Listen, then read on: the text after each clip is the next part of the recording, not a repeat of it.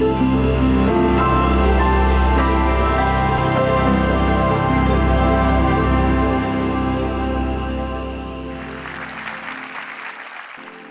most Western world countries, we cherish and we safeguard the freedom of expression.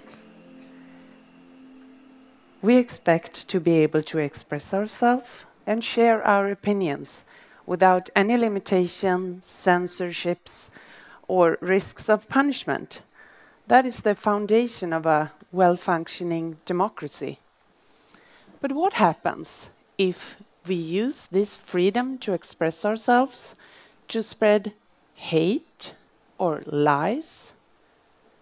And when media is focusing on a good story and sensationalism rather than to share knowledge and check facts. When it is more important to write something witty on Twitter to enhance the personal trademark than to share knowledge. As I was presented just before here, my day-to-day business is to organize and to plan an annual event, a book fair. And the tenet of a book fair is, of course, freedom of expression. We organize with literature as the main ingredients, debates, discussions, and of course seminars. But this year, we also had a main focus, and this was freedom of expression. But little did we know then how explosive this would turn out, and what we were about to experience 1 year earlier when we announced this theme. At the end of the summer, about 1 month before the book fair was about to open, the culture discussion in Sweden was very much focused upon one question: whether one small exhibitor should be participating at the Göteborg Book Fair or not. And this exhibitor had some extreme viewpoints. Noteworthy is that the same exhibitor was at the fair 2013, but at that time no one noticed it or put some attention to it, because I think there were other times in 2013. Now back to 2016. This debate divided the cultural Sweden into two halves, whereas one half thought in the name of the freedom of expression this exhibitor should be there, and the other half thought that these viewpoints were way too extreme, they should not be there. But this wasn't just something for the media anymore. The response in social media were enormous, and the pressure upon us. Our website was overloaded and collapsed. Our Facebook was overflowed with comments, and there were thousands of tweets about it. The exhibitors' radical opinions caused strong emotion, and there is nothing strange with that. It's not strange that the media reported quite frequently about this either.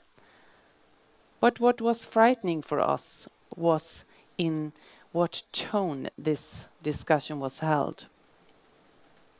The way and the tone that one was expressing themselves created a debate without any filters at all. The discussion was whipped into frenzy. Traditional media, social media, and even email and phone calls were pouring out hate. And even personal attacks and threats were evident.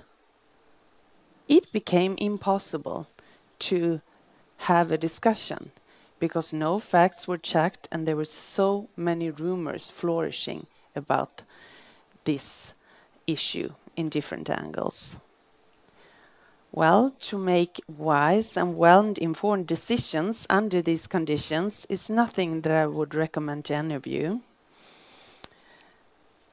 We notified something, that the polarized political climate that this issue has raised in Sweden, and also the use of the social media platforms, were interacting with one another. People stick to their opinion. You only share the posts or the articles that you share the same view with.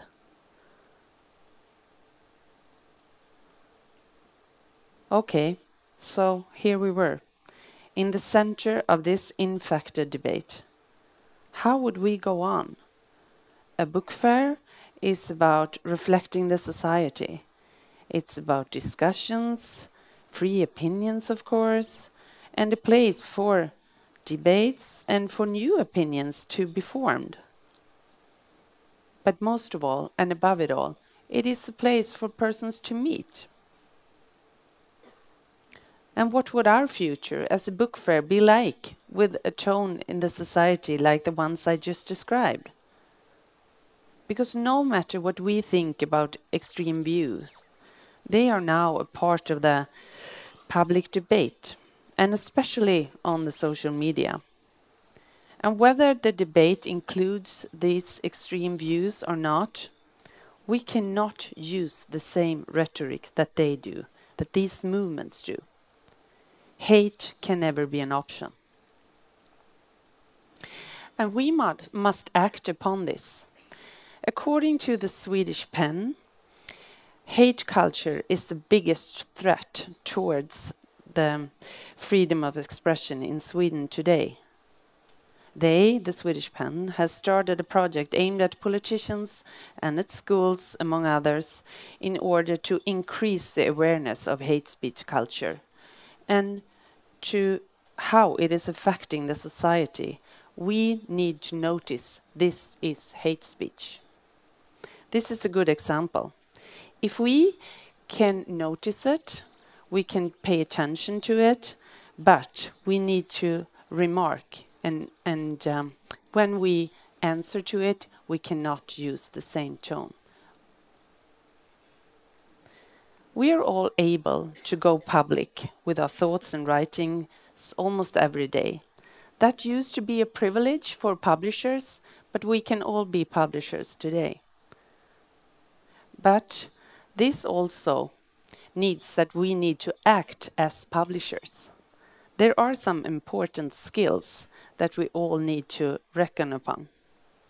Of course, the ability to check sources, to see if they are valid. And a second very important skill is the responsibility to reflect upon the consequences of what we write and one's views and statements. This is important for all citizens, but we must learn it in an early age. It has to start in school. And we also have to acknowledge the broad knowledge of how media operates. It's crucial, and we need to start as soon as we get the smartphone, when we are 7 or 8 years old. And as I said before, this can't be underlined too many times. No matter how we respond to extremism, we must never use the rhetoric as these movements use. Hate has no place in society, not in any conversation, not in social media, not in book fairs, and not in the public debate. And we should not underestimate to meet and to be met in person. The solution can sound naive, but I tend to believe in it. I have an example. The last day of the book fair this year, we gathered 4 of our critics in a seminar, and we asked them, please judge our actions. And sure, there was some criticism, but still, there was, when we met them eye to eye, there was another tone, another type of conversation, and we both wanted to come forward and understanding each other. We also asked these 4 people, So which voices do you think should be allowed in the public debate? Because this is what this question was about.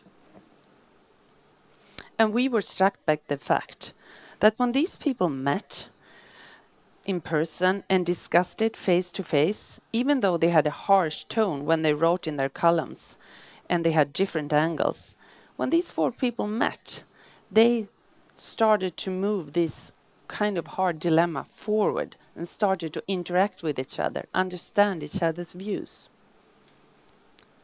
There was a desire to understand someone else's viewpoint.